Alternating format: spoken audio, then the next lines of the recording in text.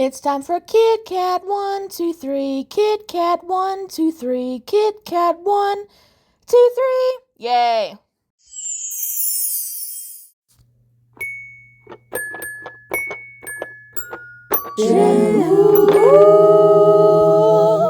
Hello, everybody. This is the first episode of a new show I like to call Shampoo.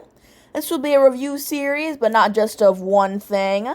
I'm going to review a ton of things in each episode. So I'm going to try to make this like a variety series. The main things I'll try to fit into one episode are one series, TV or web, one movie, one book, one album, one PSA, one food, and one lip balm. 7 in 1. That's why it's called Shampoo. At least it makes sense to me. I decided to make this as a way to declutter my life. I have a ton of DVDs of movies that I've never watched before. I have a ton of books I've never read. I have a ton of albums I've never listened to, and I need room to buy more that I actually do like. So I'm thinking, why don't I just review all this stuff and make it into one big long video? I'm trying to make all the segments kind of short-ish, but eventually grew into me adding all this other stuff. So I hope that you enjoy this new series that I'm starting. So this is just trying to get me to declutter my life, basically. So some of the other episodes also have a couple other things I choose to review, like a video game or a flash game, a doll, maybe an event I decided to go to. I might even do the news, I'm gonna do magazines, basically anything that I want to review, I will review in this series. If I want to focus on something for a longer time, like I want to really deep into one TV show or one movie or whatever, they'll be called long poos. If I do a shorter video, this will probably be when I'm back in school. I don't know if I'll be able to do this and the Nickelodeons at the same time, 2 TV series, I don't know. They'll be called short poos, which will always have the movie, album, and book included because I want to declutter my house. I'm going to do this alongside the Nickelodeons. I haven't forgotten. Avatar will be out later this week, I promise. Also keep doing my PSA countdowns, the do-it-yourself kits and stuff, and the Goodwill hauls. But I do want to make this my main series now. I think I finally figured out what I want to do on YouTube, because I've always been, bouncing around different stuff. I think this is a way for me to keep bouncing around stuff, but also just have a straight series that I know what I want to do with. So I hope you liked the pilot episode of Shampoo.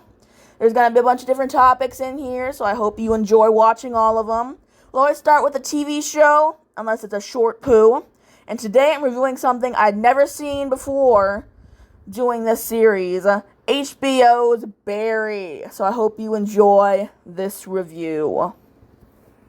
This is going to be weird being my first non-Nickelodeon show review, especially because it's something by HBO, but let's go for it. Barry is a pretty fun show to watch. I originally heard about it on Tumblr back in the day, but was never very interested in it. But eventually time wore me down and I decided to watch it. Barry follows the titular Barry, a hitman who wants to become an actor and leave his criminal past behind. Honestly, I thought it was going to be a lot more dramatic than it ended up being. There are a lot of dramatic moments in the series, especially in seasons 3 and 4. It is about a hitman after all. There's tons of little funny moments sprinkled throughout, and even some that come across more as pure comedy, like the iconic Ronnie/Lily. I thought it was going to be more of like a straight drama, like Better Call Saul, which I love. But to see all the plots satirizing local theater culture, and even some of the moments with the scary criminals, like drug lord NoHo Hank and a Lululemon trying to book Barry for another job, were fun to watch and counteracted the darkness and all the terrible murders on the show. My favorite character was definitely Sally. She was determined and strong, yet still damaged by her past as a domestic violence victim, pulled into a life of crime that ruins her life. She was a very complex character, which I always enjoy, and it was nice to see a woman with many flaws still be a victim instead of an evil all along, or she was asking for it twist. She eventually also gets a happy ending at the end of the show, which was really nice to see, because she got put through the fucking ringer quite a few times on the show. The writers on TV tropes are also fucking assholes about her and completely unsympathetic to her traumas and instead keep simping for her hitman boyfriend instead of trying to understand a domestic violence victim's psyche. As she once said, suck my dick. Barry is a pretty decent main character and he's not killing everyone around him. Basically acts like a mannequin while things go on around him. People die in front of him all the time, yet he barely reacts for most of the series until around season 3. He was also a big asshole to Sally in the last couple seasons, so I didn't like him at all by the middle. He was more of a fun character bouncing off his basically Uncle Fuchs in the earlier seasons, but in season 2 he's double-crossed by him and therefore hates his guts. Oh well. Fuchs was also played by Stephen Root of News Radio. It was fun seeing him in this as well. It was a surprise because I didn't know he was in it. There we go. I guess one of the main problems is that I just don't find Bill Hader very intimidating in the slightest. He's pretty tall, which was unexpected to me. Barry murders a lot of people and all that, but watching him trying to be intimidating was kind of like watching a Pomeranian trying to be intimidating. I just don't really feel it. He's still a pretty good actor, but I just don't believe him being a hitman. I've never seen him in pretty much anything before this, I think. I do know that he was on Saturday Night Live and played the one gay guy in it, but besides that, I don't really know what else he's been in. He was a pretty good writer on this, at least. He wrote a bunch of episodes and he co-created the series. There's not lacking there. He also directed a bunch of them. I just don't find him scary, so. I also think the way they handled people's reactions to Barry's violent behavior towards Sally in season 3 was really interesting. How her co-star on the TV show they were doing together was one of the only people that cared because she was young about Barry's behavior towards her, screaming at her in work. Now everyone's Sally's age, and Sally herself didn't give a shit because Barry just put on a non-threatening face towards them, made me incredibly angry but in a very realistic way. I guess that ties into the TV tropes page and how she's painted as a bitch for wanting a good career while he can kill people and scream at them for no reason and get off scot-free because he's a white man. Let's be fucking real. Even though they give her this weird path by the end of the season, making her a big narcissist for no real reason, making her all screaming at her female co-workers, it's just so stupid. It's like, how is she worse than him when he fucking murders people? Let's be fucking real. I did not enjoy the drug-smuggling criminal plots with No-Ho Hank. It felt a bit too Breaking Bad for me, and I never care about mob or gang plots in general, so I didn't give a shit. I wanted more of the hitman shit and acting and less drug-smuggling bullshit with Baldy. I did, however, enjoy pretty much everything with Barry's acting teacher, Gene Cousineau, played by Henry Winkler. He transformed into a hard-ass acting teacher that burned bridges everywhere around him to a husk of a man because of Barry, and that made me feel pretty bad for him. He was also always pretty funny, and despite that, was a very complex character.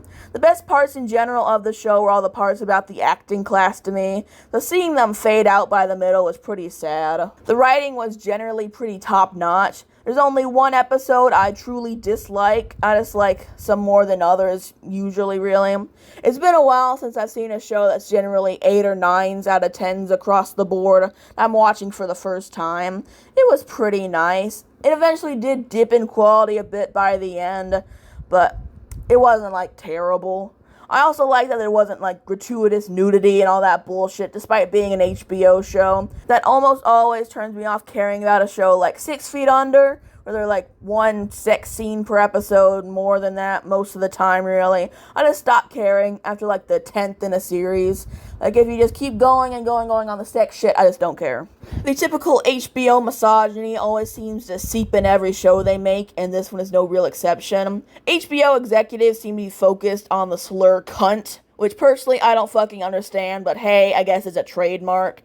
There's also an obvious son preference in the show. Barry is acting teacher, Sally's ex-husband. Barry's friend from the military, Chris, only have sons and no daughters, not even granddaughters.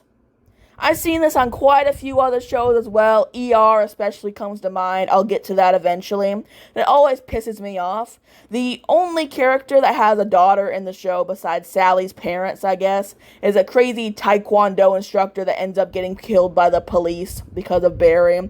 And that's it. Sally is taken relatively seriously as a female character, but she's the only one and manages to burn bridges with every single other female supporting character that interacts with her. Another trope typical of male-dominated media that I fucking hate. The only black main character in this series, a policewoman, dies in the first season as well, and she's the only non-white main character in the show, except for No-Ho Hank, whose plots I cared so little for, I forgot he existed when I originally wrote this part. I genuinely liked her character. Her name was Janice Moss, and her absence is felt throughout the rest of the show because her and Jean were dating when she died. But she is the only black cast member and gets immediately murdered, which I have to note doesn't look great these days. I also didn't care for the plot about Barry and Sally going on the run after he escapes from prison and having a son at the very end of the show. I felt it was too similar to the end of Better Call Saul, and nothing about it particularly interested me. Season 4 did get a bit better at the end with the reintroduction of Fuchs and some good tension with Sally and her son being captured and used as collateral to bait Barry back into his criminal past. But I still didn't really enjoy the last 2 seasons as much as the first 2. The first 2 definitely had more of a balance between the comedic stuff and the dramatic stuff. The last 2 were mostly purely just dramatic, which was a shame to me because I did enjoy the mix of the 2. As I obviously said earlier, it just kind of faded away. I didn't really like that. Some episodes I recommend. From season 1, it would be episode 2, Use It, for introducing the characters and the plot really well, showing how Barry killing people actually has consequences. The whole sequence of the acting class at one of their members' funerals trying to improv at it. From season 2, I'd pick Ronnie/Lily, despite it not being my favorite, because it was funny and filled with action and blood, and Rolling Stone considers it one of the best TV episodes ever made. I'm trying to watch all the other ones. If you want to follow along, here you go. For season 3, I'd go with Crazy Time Shit Show, all one word, because the parts with Sally's show getting canceled hit hard, and her and Barry's talk at the end about him psychologically manipulating her boss for revenge and her freaking out was actually pretty realistic. For season 4, I'd go with the finale, Wow, because it's the last episode, and you probably want to watch the last episode of the show you're watching, especially when it's an overarching story, yes? Some episode I'd stay away from. The episode I liked the least is Season 3, Episode 7, Candy Asses, because, one, it has more of the boring drug smuggling shit in it, and that's not what I watched the show for. I watched it because I thought it'd be about the hitman, not about drug smuggling shit, because Sally gets a bit unhinged in it, and I think it's shit. Her show gets canceled, and she goes on an unhinged rant against her ex-assistant. Oh, remember the cunt thing from before? It basically turns her into a giant freak for the rest of the season, and most of the rest of the series. She does get a good moment in the next episode, starting now, where she stabs a hitman's eye out with a knife and beats him to death, though. That was pretty cool, but whatever. Honestly, season 3 was a big step down from the previous 2 seasons in general. This episode sure as fuck didn't help. The organized crime stuff kept getting more and more focus, which I don't give a shit about. Well, I have no problem with violence, it's just fucking boring. Overall, though, Barry was a relatively nice show. I enjoyed the bits of comedy, and the premise in general was pretty interesting despite the weird route they took with it. The first 2 seasons were obviously the best in my eyes. As things got more and more dramatic, I just stopped caring because it got too depressing and not very interesting.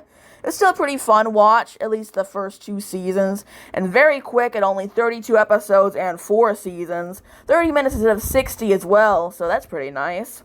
I would recommend it to others, but it's still definitely not in my top 10 from HBO. Despite my criticism of them, they do make high quality TV. I've seen a lot of stuff from HBO. And now, with the finality of the review, let's move on to the book review. What shall I review today? We shall see. Business has been going great. Recently, personal matters cropped up, which needs to be kept separate from the business. What you need is a world-class assassin. And I happen to be very close with one. Buddy? Barry. Buddy. Barry. Barry. Barry. Buddy. Barry. Betty! Who are you?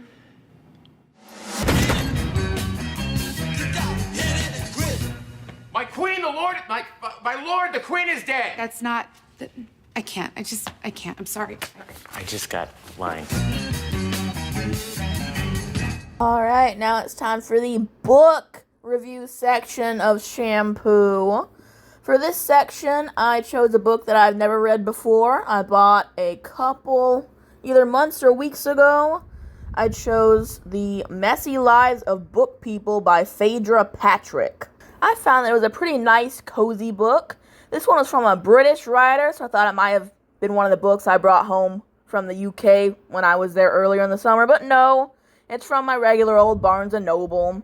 The main character, Liv, is tasked with writing her favorite author's last book after being her maid for years and being willed the honor when the author died.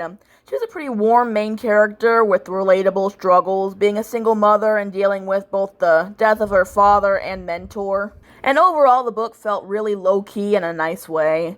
I didn't really like the twist of Essie, the dead writer, and Grant, Liv's dead father, having an affair during Liv's childhood. It doesn't make either of them come off well, especially because I was glad to have another main character with a dead dad, and it turns out he was just cheating on her mom the whole time, and her mom also has a main role in the story, and she's very pleasant, so he's just an asshole and also dead.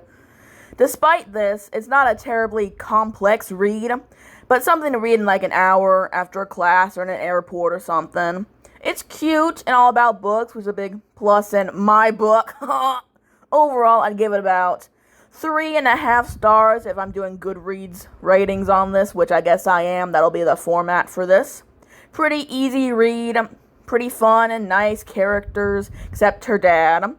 Not a great plot twist, but not too offensive. It's just pretty okay. It's very middle of the road read.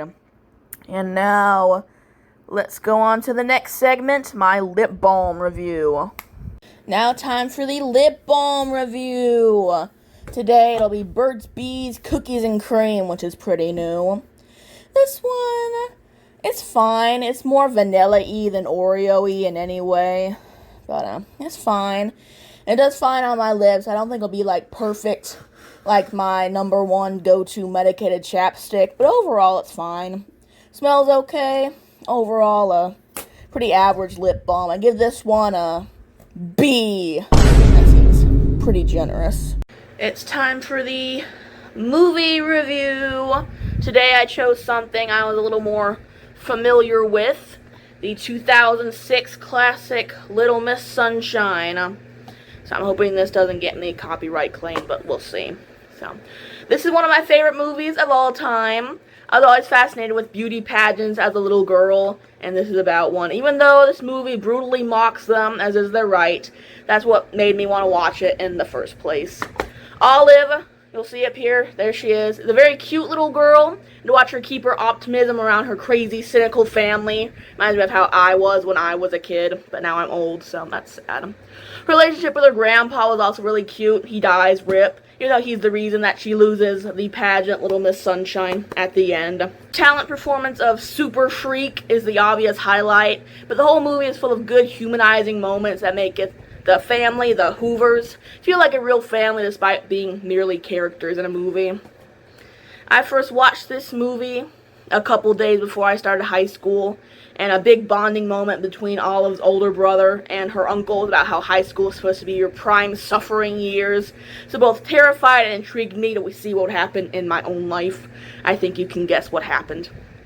But it's a really great fun, a road trip movie as well, because they have to drive from Albuquerque to Pasadena, I think, in California, to compete in the movie. A bunch of shit happens. Her grandpa dies. Their bus thing breaks down.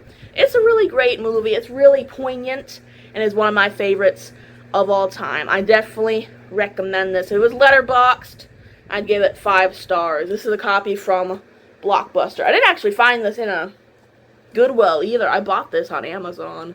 It just is very Goodwill-esque. But yes, this is one of my favorite movies. So there you go. And now we're going to move right along to the next segment. Alrighty. Oh wait, I'll show you the disc before this ends. That's what I said. It's nothing special, but I do want to show them off.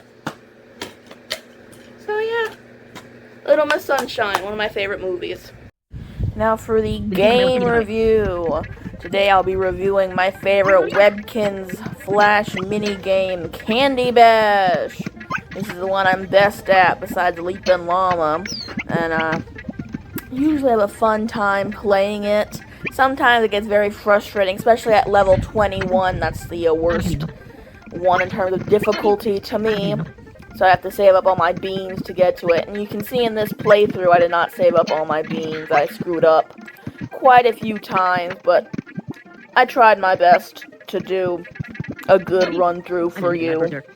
So yeah, Candy Bash is my favorite Webkinz game because it appeals to my fast-paced brain. I think it really, I don't know, just gets down in there.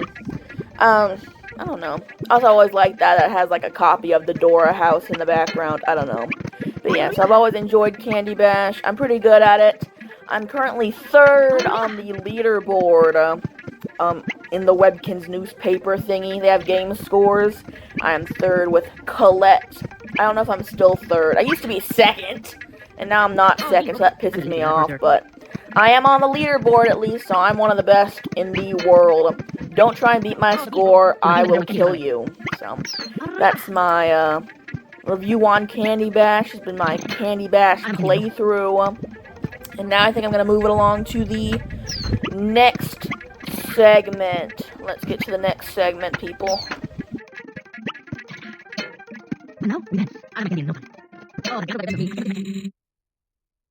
Hello, everybody. It's time for another new segment. This time it's the doll review. This is the new Comic-Con doll. It just came out last week. We got her pretty early, so this is the Ghoul's Rule Lagoona. So I'm going to unbox her and then review her on camera. I'm going to speed up the unboxing part, but I will review her as well. So let's get on that. Open her up real quickety-quick. I'll show everyone the box first. I keep the boxes for the Comic-Con ones. I have 4 of them. I have every one since 2022, so I'm pretty proud of that. Alrighty. So here she is in the tissue paper. Let's unwrap the tissue paper. Ooh! The box is like covered in glitter.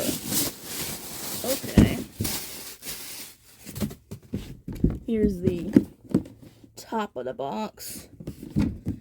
So, product designers, Glinda Chu, Fifi Kai. Interesting. Here's Lagoona in her box. Any Gooners in the comments? Are you a Gooner head? Here's her little diary entry about Ghoul's Rule. I have the rest of these. I already shown them off in the collection video. And I'll show her next to the other Comic-Con dolls when I'm done. But here is she in the box before I free her. Here's the back, in case I haven't showed it. Here's every angle, I think. Just make sure. Okay. Let's open her up.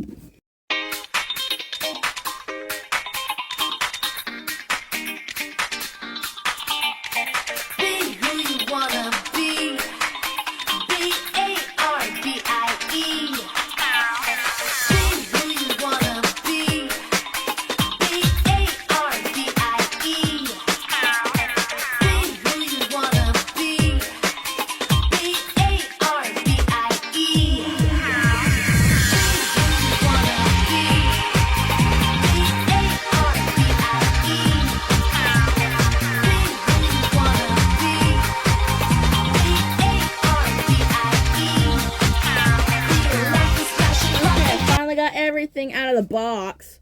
Her stand was like screwed into it, so I had to like pull up the floor to get it out. Still keeping the box. I don't give a shit. That pissed me off. That is the only time I've ever encountered something like that. Is that normal? Any other doll collectors watching? Are there any? I don't know. That was crazy. Okay. But I did get her out. We're stand together real quick. And she's got another tie. Okay.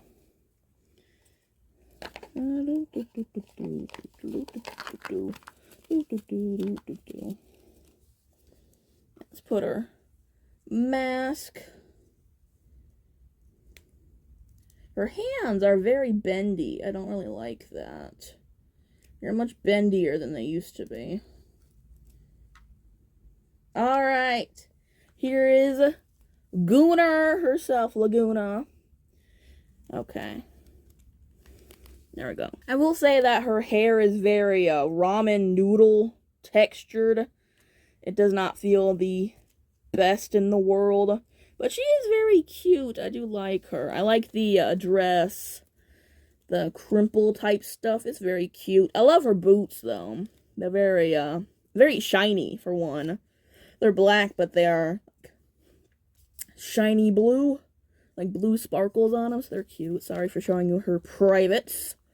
I do like the Kraken-esque stand. Did not like how it's put in the box, because now it is forever screwed up. So if I want to sell it, I'm going to have to disclose that, I guess. I don't want to sell her ever, though. I also like the mask, anglerfish mask.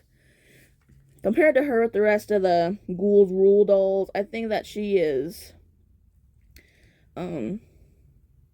honestly, I think Abby was the best one, then Frankie, then Drac, then her, then Cleo. I didn't really like Cleo at all. Claudine was the best one. Claudine was the best one, then Abby, then Frankie, then Drac, then Lagoona, then Cleo. Okay. That might not sound good. I liked all the Ghoul's Rule dolls, though. I do not really like the texture of her hair.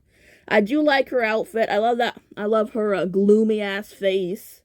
That's pretty cool. I love the mask. Her earrings are like little waves are okay. But I hate how all the Comic-Con dolls never stay on their stands, though. That's a problem in general for the collector dolls, because they always put extra shit around their waists. So the stands are always popping off, which I hate. But overall, I think she's a pretty nice doll. I don't really, I love her shoes. Look at the back, they're anglerfish too. I didn't notice that. That's cool. I'm never this up close and personal with my dolls. I have to start reviewing more, I guess. Because that is adorable. I also love that her fins are permanent, not something you can take out. Because all of my childhood Lagoonas have all their fins, like, they all fell out when I was ripping them out of the packaging. So I'm happy that they are sturdier. But yeah, I really like her. She's very cute. Oh, let me get a good shot of her. Like this. Oh, that's a goodie. Get her in front of the, here's the certificate, whatever. In front of the box. Oh, baddie. Yes, Yas Queen. Ooh, I love it. I'm going to give her a thumbs up. That's going to be my doll rating. Thumbs up. Thumbs middle. Thumbs, she's a thumbs up. Yay! Here she is with the rest of my Comic-Con dolls. So, 2022, 3, 4, 5, and 6. So, wonder what they'll do for 2027. I have no idea. But yeah, here's all the rest of my expensive dolls, by the way. I wish that I had a different hobby, but, you know, it's doll collecting, so, oh well. But yeah, I really like her. She's really pretty, especially in the HD camera I did with this. So, here is Gooner. Now it's time for the food review. So for this, I'm going to do a recent food and a vintage food, because I have a ton of food pictures in my photos, and I want to get rid of them. So for the recent food review, this is my Panera grilled chicken Caesar salad, mac and cheese, and baguette. It was pretty good. This is my usual from Panera. I had it for dinner last Monday, and it was pretty good despite the driver delivering to the wrong address in the middle of a rainstorm, so my smoothie got a bunch of rainwater in it. Nasty. But the food was still pretty good. I've decided to use an emotion chart for this one. I will say this one gets a relieved, because I was relieved it was out of the rain. And now for the vintage food. This is the pickle pizza from the Ball State Pickle Festival last year, the first annual one. And despite it looking disgusting, it was actually really good. It reminded me of a breakfast pizza we usually get from Myers. I also have some deep fried pickles in this image, pickle mac and cheese, pickle salad, and a pickle cupcake. Pickle cupcake was also surprisingly good, as were the fried pickles and the pickle mac and cheese. It was an interesting day, to say the least, and one of the only ones I actually enjoyed at Ball State. I'd give the pickle pizza a surprise, because it was actually good and not disgusting.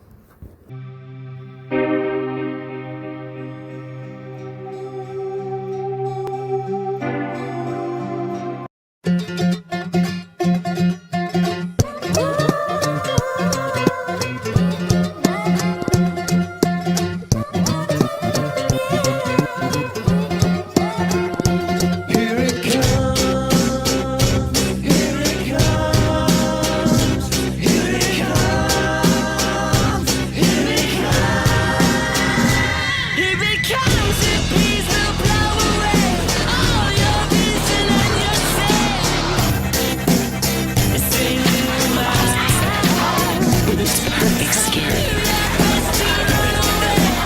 You'll look younger, smaller, lighter, fuller, tighter, thinner, softer. It really works.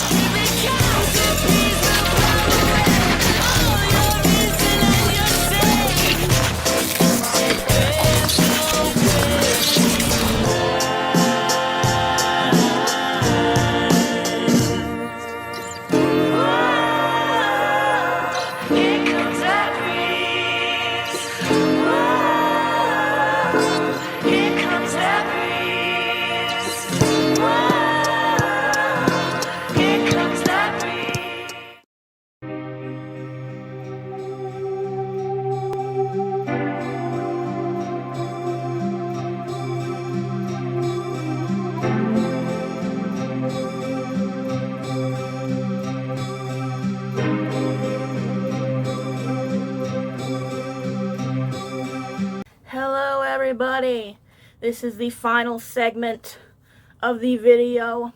It is the album review. The reason why I'm in my old prom dress is that I'm reviewing Hold, Live Through This, aka my favorite album of all time. Now I am filming this by lava lamp light. There's a tornado outside, and things kind of suck right now. So I'm going to try and do this pretty quick, because I do not want to die. So here is the inset. I'm getting warnings all around me. There's lightning. So here's why Live Through This is my favorite album.